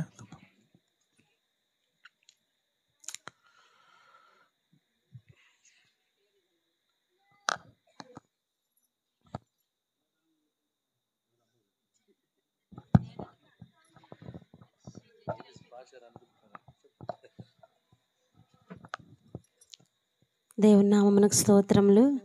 ముందుగా నాకు ఈ అవకాశం ఇచ్చినటువంటి దేవునికి స్తోత్రాలు. పాస్టర్ గారికి, పాస్టర్మ గారికి నా వందనాలు. సంఘ పెద్దలకు, పరిచారకులకు, సంఘస్థులైన మీ అందరికీ నా హృదయపూర్వక వందనాలు దేవుని నామంలో తెలియజేసుకుంటున్నాను. మొట్టమొదటిగా నేను ఒక విషయం చెప్పాలని అనుకున్నాను. దేవుడు ప్రసంగి బావ గారి వాడి యొక్క కుటుంబ విషయంలో మహా అద్భుత కార్యమే చేశారు. ఎందుకు అంటే లేదు అనుకున్న బిడ్డను వారికి తిరిగి ఇవ్వడం జరిగింది. ఒకానొక టైంలో అంట ఒక ఓడలో చాలామంది ప్రయాణికులు ప్రయాణం చేస్తూ ఉంటారంట. అలా వారు ప్రయాణం చేస్తూ ఉన్న సమయంలో అనుకోకుండా వర్షాల కారణంగా ఆ సముద్రం అంతా అల్లకల్లోలం అయిపోవడం వల్ల ఆ షిప్ అనేది మునిగిపోవడం జరుగుతుంది. అందులో ఉన్నటువంటి ప్రయాణికులు అందరూ చనిపోతారట. ఒక వ్యక్తి మాత్రం ఆ అలల మధ్యలో కొట్టుకొని ఒడ్డుకి చేరుకుంటాడు. బట్ అతనికి కాన్షియస్ ఉండదు. అతను ఆల్మోస్ట్ చనిపోయిన పరిస్థితిలో బయటపడతాడు. కొంత సమయం తర్వాత అతనికి కాన్షియస్ వచ్చి స్పృహలోకి వచ్చిన తర్వాత అతను తిరిగి అంతా చూసినప్పుడు అతను ఎక్కడున్నాడో తనకే తెలియని పరిస్థితి. ఏ తీరాన ఉన్నాడో, ఏ ఒడ్డుకు చేరుకున్నాడో కూడా తెలియదు. తన చేరవలసిన గమ్యానికి ఎటువైపు నుంచి వెళ్ళాలో కూడా తెలియదు. ఎటువైపు చూసినప్పటికీ అంతా అడవులి, ఎడారి, అరణ్యములతో కూడుకున్నది. సో అతను వెంటనే లేచి దేవునికి ప్రార్థన చేశాడు. దేవా, నీ చిత్తమైతే నాకెవరినైనా సహాయంగా పంపించు, ఈ స్థితి నుంచి నన్ను విడిపించు అని చెప్పి అతను ప్రార్థన చేసుకున్నప్పుడు ఎదురు చూశాడు ఎవరైనా సహాయానికి వస్తారేమో అని. కానీ ఎవ్వరూ రాలేదు. రెండవ రోజు కూడా ప్రార్థన చేశాడు. అలా రోజు ప్రార్థించాడు. కానీ ఎన్ని రోజులు ఆహారం లేకుండా అతను ప్రార్థించినప్పటికీ ఏ సహాయము రాలేదు. సో ఇక అతను ఏం చేశాడంటే, నాకెవరు సహాయానికి రారు అనుకుని వెంటనే ఆ అడవిలోనికి వెళ్ళి కొంత ఆహారాన్ని కలెక్ట్ చేసుకొని ఆహారం తీసుకుంటూ అక్కడే ఒక చిన్నపాటి ఇంటిని కూడా నిర్మించుకుంటాడు. అక్కడ ఉన్నటువంటి కట్టెలు తీసుకొచ్చి చిన్న గృహాన్ని నిర్మించుకొని అతను బ్రతకడానికి బేసిక్ నీడ్స్ ఉండాలి కాబట్టి అతను బ్రతకడానికి కొంత ఆహారాన్ని కలెక్ట్ చేసుకుంటూ ఆ అడవిలో జీవిస్తూ ఉంటాడు. ఎందుకంటే అతనికి ఆశ లేదు, ఎవరో తన కోసం వస్తారని ఆశ లేదు, అతను ఎలా వెళ్ళాలో అతనికి తెలియదు. కాబట్టి బ్రతికినంతకాలం బ్రతకాలి అని చెప్పి నిర్ణయం తీసుకుంటాడు. ఇంతలోపు ఒకరోజు ఏం జరుగుతుందంటే, అతను వంట చేసుకోవడానికి పొయ్యి వెలిగించుకొని ఆహారం తీసుకురావాలని పొయ్యి వెలిగించిన విషయం మర్చిపోయి అడవిలోనికి వెళ్ళిపోతాడు. ఒక్కసారిగా మంటలు వచ్చేసి ఆ పొయ్యి అంతా మంటలు వచ్చేసేసి ఆ ఇల్లు మొత్తం కాలిపోతుంది. అతను చూస్తే అతని జీవితం ఎలా ఉంది అంటే ఎడారిలోగే మారిపోయింది. ఎక్కడ వెళ్ళాలో తెలియని పరిస్థితిలో ఏదో ఒక మూలన ఉంటున్న అతనికి ఉన్న ఒక ఇల్లు కూడా కాలిపోవడం జరిగింది. వెంటనే అతను దేవుని దగ్గరికి వెళ్ళి కంప్లైంట్ చేస్తున్నాడు, నిందిస్తున్నాడు. ఏమని అంటే, నేనంటే నీకు ఇష్టం లేదు, నేనంటే నీకు ఎందుకు దేవా ఇంత కోపం, నన్ను ఇలా తీసుకొచ్చి ఒంటరివాడిని చేయడమే కాకుండా నాకు ఈ స్థితిని ఇచ్చావు, నేను ఎలా బ్రతకాలి, ఇంకా నేను బ్రతకడం కూడా వేస్టే కదా, నా జీవితం ఎందుకు అని చెప్పి తనను తాను నిందించుకుంటూ దేవుణ్ణి నిందిస్తూ అతను బాధపడుతూ అలా చింతిస్తూ దిగులు పడుతూ నిద్రపోయాడు ఆ నైట్. తెల్లవారి లెగవగానే అతని ఎదురుగా కొంతమంది ఆఫీసర్స్ ఉన్నారనమాట. ఒక ఓడతో వచ్చి కొంతమంది ఆఫీసర్స్ నిల్చున్నారు. ఇతను నిజంగా ఆశ్చర్యపోయి అడిగాడు, ఎవరు మీరంతా, ఎందుకు వచ్చారు ఇక్కడికి అంటే, నిన్న ఇక్కడ నుంచి ఫైర్ అలార్మ్ సిగ్నల్ ఇచ్చింది నువ్వే కదా, కాబట్టి ఆ ఫైర్ అలార్మ్ సిగ్నల్ చూసి మేము ఇక్కడికి వచ్చాము అన్న వెంటనే ఈ వ్యక్తి అంటాడు, లేదు నేనే సిగ్నల్ ఇవ్వలేదు, ఏ ఫైర్ అలార్మ్ నేను మోగించలేదు. ఫైర్ అలార్మ్ అంటే మనం ఎక్కడికైనా హాస్పిటల్స్కి కానీ ఏదన్నా పెద్ద పెద్ద బిల్డింగ్స్కి వెళ్ళినప్పుడు ఫైర్ ఎస్టింగ్విషర్ అని చెప్పేసి ఒక సిలిండర్ టైప్లో చిన్నది ఒకటి పెట్టి ఉంటుంది. ప్రమాదం జరిగినప్పుడు ఏదైనా తప్పించుకోవడానికి, అగ్ని ప్రమాదం జరిగినప్పుడు అట్లా అని చెప్పి ఫైర్ అలార్మ్ ఉంటుంది. సో అటువంటి ఒక సిగ్నల్ని మేము చూసాము, అందువల్లనే మేము ఇంత దూరం రాగలిగాము, అక్కడ ఎవరో ఉన్నారు ఆపదలో అని మాకు తెలిసి మేము వచ్చాము అని చెప్పి వాళ్ళు చెప్పినప్పుడు అతను ఆలోచిస్తాడు, ఓ నేను నిర్మించుకున్న గృహము మంటలలో కాలిపోయింది కాబట్టి ఆ మంటల్ని ఆ పొగని చూసి వీళ్ళు నాకు సహాయానికి వచ్చారు. మొదటిగా నేను దేవుణ్ణి సహాయానికి పంపుదేవా అన్నప్పుడు ఎవ్వరూ రాలేదు. ఎందుకు అంటే దేవుడు నాకు కొన్ని శ్రమలు ఇవ్వాలి కాబట్టి, దేవుడు నన్ను కొన్నిసార్లు పరీక్షించాలి కాబట్టి ఆ సమయంలో నాకెవరు సహాయానికి రాలేదు. కానీ ఇప్పుడు ఎప్పుడైతే నాకు ఉన్నదంతా అయిపోయిందో ఆ సమయంలో దేవుడు నాకు ఇంతమందిని సహాయానికి పంపించి తిరిగి నా వారిని దగ్గరికి నన్ను చేర్చడానికి సహాయం చేశాడు అని వెంటనే దేవునికి నన్ను క్షమించు దేవా అని క్షమాపణ కోరుకొని తిరిగి వారితో ఆనందంగా తన వారి దగ్గరికి వెళ్ళడం జరిగింది. అంటే ఈ సమయంలో అంతమంది ప్రయాణం చేస్తున్న వారందరూ చనిపోయినప్పటికీ ఈ ఒక్క వ్యక్తి బ్రతికి ఆ నీటి ఒడ్డున పడిపోయిన స్థితిలో ఉన్నాడు కదా. అలాంటి వ్యక్తిలాగే ఆ రోజు సునీత హాస్పిటల్లో ఉంది. ఆ రోజు ఆమెకి చాలా చాలా ఇబ్బందికరం అని చెప్పారు డాక్టర్స్. గ్యారంటీ లేదు, ఆల్మోస్ట్ బిడ్డ అయితే లేదు, కానీ తల్లిని మేమేం చేయలేము. 50% ఆల్రెడీ నర్సరావుపేటలో ఉన్నప్పుడే తనకి హెల్త్ ఇష్యూ స్టార్ట్ అయిపోయింది. ఇంకా 75% వరకు ఆమెకి అన్నీ ఆల్మోస్ట్ 1/1 లివర్ కూడా ఎఫెక్ట్ అవబోతుంది, కిడ్నీస్ ఎఫెక్ట్ అయిపోయాయి. తర్వాత తనకి ఓవరాల్ బాడీలో ఇన్ఫెక్షన్ స్టార్ట్ అయిపోయింది. మేము ఏ విషయం చెప్పలేము అని చెప్పి తనకు ఆక్సిజన్ పెట్టి తను మాట్లాడుతుంది కానీ మాతో తనకు తెలియదు ఏం జరుగుతుంది అని చెప్పి ఆక్సిజన్ పెట్టిన తర్వాత తన బీపీ మానిటరింగ్ చూస్తే ఓన్లీ 50, 50-40 మాత్రమే. నార్మల్ బీపీ 120 నుంచి 120 నుంచి ఉండాలి, కానీ తను ఒక నిండు గర్భిణీగా ఉండి 50-40 బీపీ పడిపోతే మనిషికి ఏది ఉండదు. మెయిన్ వైటల్స్ అంటే బీపీఏ మనిషి బ్రతకాలి అంటే. సో ఆ సమయంలో మేమందరం బంధువులు ఉండి చాలా ప్రార్థన చేసుకున్నాము. ఆయన వైపు చూసి, నీ ఉన్నావు దేవా, మాకు సహాయం చెయ్యి, మా బిడ్డను మాకు క్షేమంగా ఇవ్వు, నీ సాక్షిగా మేము నిలబెట్టుకుంటాము అని చెప్పి మేము ప్రార్థన చేసుకోవడం జరిగింది. పాస్టర్ గారు కూడా అక్కడికి వచ్చి అమ్మాయిని చూసి ప్రార్థించారు, ధైర్యం చెప్పారు. ఆ విధంగా బిడ్డ చనిపోయిన ఆ బిడ్డను 3 రోజుల వరకు పొట్టలోనే ఉంచడం జరిగింది. కానీ దేవుని కృప వల్ల, ఆయన కరుణ వల్ల, ఆయన సహాయం వలన, ఆయన రక్షణ వలన తల్లికి ఏమీ జరగలేదు. చీమ కుట్టినంత హాని కలగకుండా బిడ్డని క్షేమంగా దేవుడు ఇంటికి చేర్చాడు. అందుని బట్టి మేము కృతజ్ఞతలు చెల్లించుకుంటున్నాము. ఎందుకంటే మన ఆలోచనలు ఒక విధంగా ఉంటాయి, దేవుని ఆలోచనలు ఇంకొక విధంగా ఉంటాయి. వాక్యంలో కూడా ఉంది కదా, యెషయా గ్రంథం 55వ అధ్యాయం 9వ వచనంలో మనం చూస్తే, మన తలంపులు దేవుని తలంపులు భూమికి ఆకాశానికి ఉన్నంత తేడా ఉంటుంది అని చెప్పి, ఆ విధంగానే మనం ఏమనుకున్నా కానీ ఆ బిడ్డ భవిష్యత్తు ఆ విషయంలో అనిల్, సునీత వాళ్ళిద్దరి విషయంలో దేవుడు ఏ మేలుని దాచిపెట్టి ఉంచాడో తెలియదు. కానీ ఆ బిడ్డ కొరకు అందరూ ప్రార్థించండి, ఆ కుటుంబం కొరకు, ప్రసంగి బావ గారి వాళ్ళ కుటుంబం కొరకు కూడా. ఎందుకంటే ఒక కూతుర్ని ఆ స్థితిలో చూసిన తండ్రి ఎవరికి చెప్పుకోలేని బాధ పడుతూ ఉన్నప్పుడు నేను చూశాను దగ్గరుండి. ఆ భార్యాభర్తలు ఇద్దరు, తన తల్లిదండ్రులు ఇద్దరు, అక్కబావ గారు చాలా బాధపడుతూ, మరి వాళ్ళ బాబాయ్ కానీ, పిన్ని కానీ, పెదనాన్నలు కానీ ఒకానొక సిచ్యువేషన్లో అమ్మాయిని చూడడానికి ఒక్కసారిగా వచ్చినప్పుడు ఆ హాల్ అంతా నిండిపోయింది. నిజంగా అమ్మాయికి ఏం జరిగిందా అని చెప్పి అందరూ ఆశ్చర్యపోయారు. ఆ సిచ్యువేషన్ నుండి ఆ అమ్మాయిని దేవుడు బయటకు తీసి ఆ బిడ్డను క్షేమంగా చేర్చినందుకు దేవుని నామంలో కృతజ్ఞతలు తెలియజేసుకుంటున్నాను. ఫైనల్గా సునీత వారి కుటుంబానికి నేను చెప్పేది ఏంటంటే, బాధపడొద్దు, దిగులు పడడం వలన మనకి ఏమీ రాదు. పాజిటివ్గా ఉండండి, మంచిగా ఆలోచించి ఈ కీడు వెనుక మరి ఒక మేలు నాకు దాచబడింది అని ఆశతో ఎదురు చూస్తే దేవుడు తప్పక మనకు అనుగ్రహిస్తాడు. ఈ అవకాశం ఇచ్చినటువంటి పాస్టర్ గారికి వందనాలు. మరి ఒకసారి మీ అందరికీ నా వందనాలు. ఏదన్నా తప్పుగా చెప్తే క్షమించండి. దేవునికి స్తోత్రం చేద్దాండి. హల్లెలూయా చెప్పండమ్మా అందరు గట్టిగా అయిపోయింది. హల్లెలూయా, హల్లెలూయా.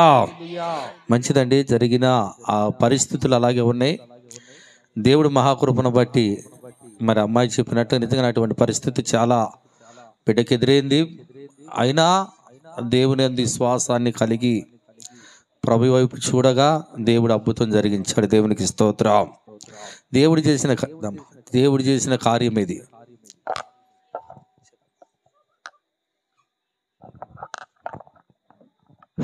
ఎస్ఐ కొందనాలు, పాస్టర్ గారు కొందనాలు, మీ అందరికి నా వందనాలు. నేను ప్రెగ్నెన్సీతో ఉన్నప్పుడు నాకైతే అనారోగ్యం బాగాలేదు, సీరియస్ అని చెప్పారు పేటలో. ఇంకా మా నాన్న, మా బాబాయ్లు అందరూ అసలుకి నాకైతే పేటలో అయితే ఇంకా నేను నడవలేకపోతున్నా. మా బాబాయ్, మా ఆయన అయితే తీసుకెళ్ళి నర్సరావుపేటలో వివేకానంద అయితే అర్జెంటుగా తీసుకువెళ్ళాలమ్మా ఈ అమ్మాయిని అన్నారు. నాకైతే సీరియస్గా ఉంది. వాళ్ళైతే నాకు చెప్పట్లేదు, నేను భయపడతానని వాళ్ళు నాకు చెప్పట్లేదు ఏమి. తర్వాత గుంటూరు వెళ్ళి నాకు ఆ స్కానింగ్లు అవన్నీ చేశారు. అవన్నీ చేసినాక, అయ్యా తల్లి బిడ్డ అయితే లేరు, మీరైతే ఇక్కడ వదిలిపెట్టి వెళ్ళిపోండి.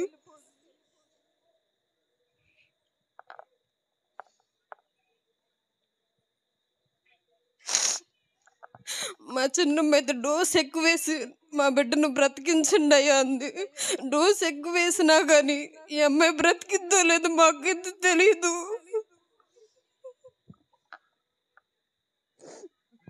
ట్రీట్మెంట్ అయితే చేస్తాము, కాకపోతే మీరు అందరూ సంతకాలు పెట్టండి అన్నారండు.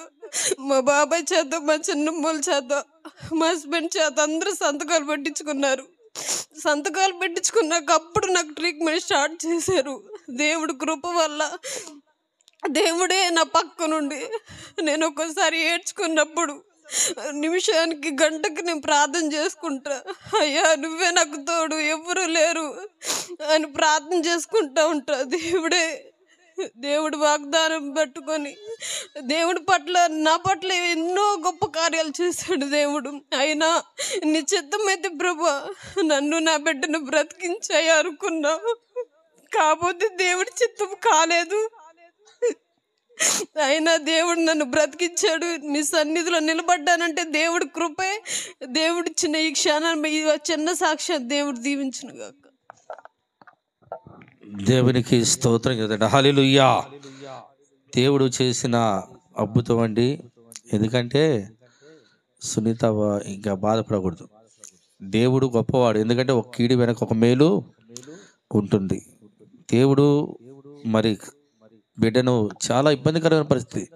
ప్రతి సమయానికి నాగేశ్వరరావు అలాగే ప్రసంగి ఫోన్ చేస్తూ ఉండేవాళ్ళు. ఏ టైం పడితే ఆ టైం. నాకైతే నేను ఆ స్పాట్లో గుంటూరు వెళ్ళా. నేను వెళ్ళినప్పుడు బిడ్డ చాలా ఇబ్బందికరమైన పరిస్థితులు ఉంది. వాళ్ళు ఎవరిని కూడా లోపలికి రానిలా. సరే అమ్మాయి కొద్దిగా అడిగినప్పుడు మా పాస్టర్ గారు వెళ్తాడన్నప్పుడు పోయి ప్రార్థన చేసి అలా బయటకు వచ్చాను. ఎందుకంటే దేవునికి అసాధ్యమైనది ఏది లేదు కనుక ఇది దేవుడు చేసిన కార్యం. ఇది ఎవరు చేసిన కార్యం అంటే ఇది దేవుడు చేసిన కార్యం కనుక బిడ్డ స్థలంలో నిలబడి దేవుడు చేసిన మేలు బట్టి ప్రభు సన్నిధిలో సాక్ష్యం చెప్పారు. దేవునికి స్తోత్రం చెల్లిద్దామా? చెప్పండి హల్లెలూయా. మంచిదండి. ఈ సమయంలో ఇంతవరకు దేవుని యొక్క నామానికి మహిమకరంగా ప్రభు జరిగించండి. ఈ సమయంలో కేక్ కట్ చేద్దాం.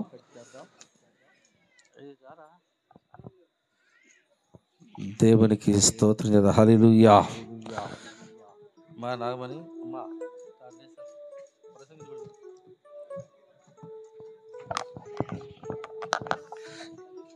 ఈయన్ని నేను అడిగా, ఎంతరా నీ వయసు అని అడిగా.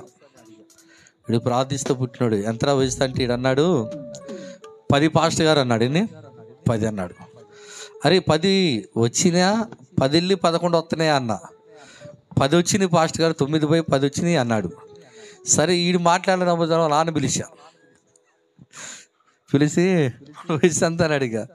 వాడు ప్రసంగి అంటాడు 8 అన్న అంటాడు. ఎంతంట 8 7 8 అన్న అండు. అదేందా వాడే 10 అన్నాడు. 10 అన్నాడా అన్న. ఎమ్మటి అమ్మాయిని పిలిచి అడుగుతున్నాడు ఎంత అని. వీడికి తెలిసినట్లుగా ప్రసంగి కూడా తెలియదు. దేవుని స్తోత్రం చెప్పండి. హల్లెలూయా. తమ్మ ప్రార్థన చేస్తాం. త్వరగా రమ్మ. మీరందరూ కూడా దేవుని వాక్యములో 65వ కీర్తన 11వ వచనములో రాయబడిన వాక్యాన్ని మనం గమనించినట్లయితే సంవత్సరం అనేది నా దయా కిరీటం అని దేవుని వాక్యములో రాయబడింది. ఈ సంవత్సరం అనే దయా కిరీటాన్ని ప్రభు ధరింపజేశాడు. దేవుడు ఇంకా ఈ బిడ్డను ఇంకా ఆశీర్వదించి దేవుడు దీవించి ఆశీర్వదించునుగాక. తలల వంచండి, కళ్ళు మూసుకున్నట్టు ప్రార్థన చేస్తా. మీ కుడి హస్తం కూడా బిడ్డ వైపు చూపండి. ఇటువంటి సంవత్సరాలు ఎన్నెన్నో దేవుని వాక్యంలో రాయబడినట్లుగా నా వలన మీకు దీర్ఘాయువు కలుగుతుంది, మీరు జీవించే సంవత్సరాలు అధికవుతాయని సామెతల 9:11 రాయబడినట్టుగా ఈ బిడ్డ జీవించే సంవత్సరములు అధికమవ్వాలి. ఈ సంవత్సరం అనేదే దయా కిరీటము బిడ్డకు ధరింపచేసి మంచి జ్ఞానము మంచి ఆలోచన ఇచ్చి ప్రభు ముందుకు నడిపించాలని ప్రార్థించాలి. అందరూ కూడా అలాగే ప్రార్థనలోకి వించండి. పరిశుద్ధుడు అయిన మా తండ్రి, సర్వాధికారి అయిన మా ప్రభువా, మీ వందనాలు. సమయములో నాయనా మీ నామానికి మహిమకరంగా మీరు జరిగించిన ఈ యొక్క కృతజ్ఞత ప్రార్థన కూడిక బట్టి మిమ్మల్ని స్తుతిస్తున్నా. మీరే ప్రభువా ఉండి బిడ్డలు తమ జీవితంలో చేసిన మేలు బట్టి కూడా ప్రభు సాక్ష్యం ఇవ్వడానికి మీకు కృప చూపించావు. ఈ సమయంలో ప్రభువా నీ కుమారుడు నాయన ప్రసంగిని మేరీ కుమారుని ప్రేమించి ఇచ్చిన ప్రభువా బిడ్డ కొరకు కుమారుడు కొరకు ప్రార్థిస్తున్నా. సంవత్సరం అనే మీ దయా కిరీటము యేసుక్రీస్తు నామములో బిడ్డ మీద ధరింప చేయబడిన గాక. ఈ బిడ్డ జ్ఞానమందు వయసునందు దేవుని దయందు మనుషులు దయందు అవర్ధిల్లును గాక. ఇటువంటి పుట్టినరోజులు ఎన్నో జరుపుకునే కృప పరిశుద్ధాత్మ దేవుడు బిడ్డకు అనుగ్రహించెను గాక. దేవా బిడ్డను మీ చేతులకు అప్పగిస్తూ తండ్రి ఇంతవరకు ప్రభావ మీరు జరిగించిన ఈ ప్రార్థన ఈ సమయాన్ని బట్టి స్తుతిస్తున్నా. ఇంకా ప్రసంగిని అలాగే నాగమణిని జ్ఞాపకం చేసుకోండి. సునీత పట్ల ప్రభువా మీరు చేయబోతున్న కార్యాన్ని బట్టి మీకు స్తోత్రాలు. మీరు ఎన్నో చేయగా నేను చూడగలిగాను.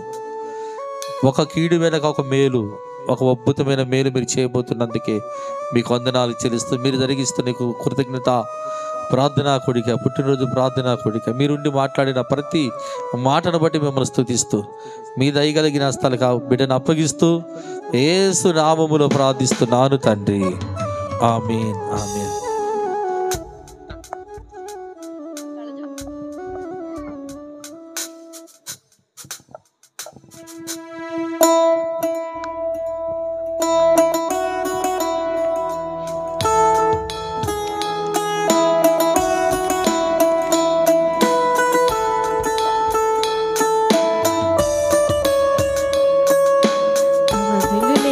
ఆనందం వెల్లువగా పొంగిన రోజు, ఉరకలు వేసే ఉత్సాహం ఉల్లమునే నింపిన రోజు. అవధులు లేని ఆనందం వెల్లువగా పొంగిన రోజు, ఉరకలు వేసే ఉత్సాహం ఉల్లమునే నింపిన రోజు. ఇది నీ పుట్టిన రోజు, మనసైన వేడుక రోజు.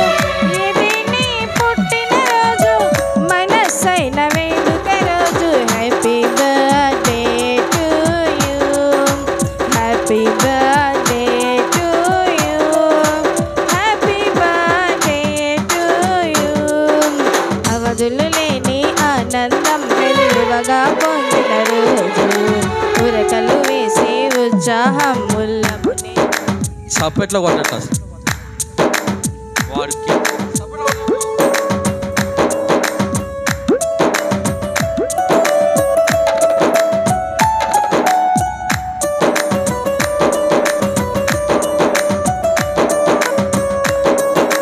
గడచిన సంవత్సరములుగా చిన్న దేవుని స్తుతించాలి, ఎడబాయక నిన్ను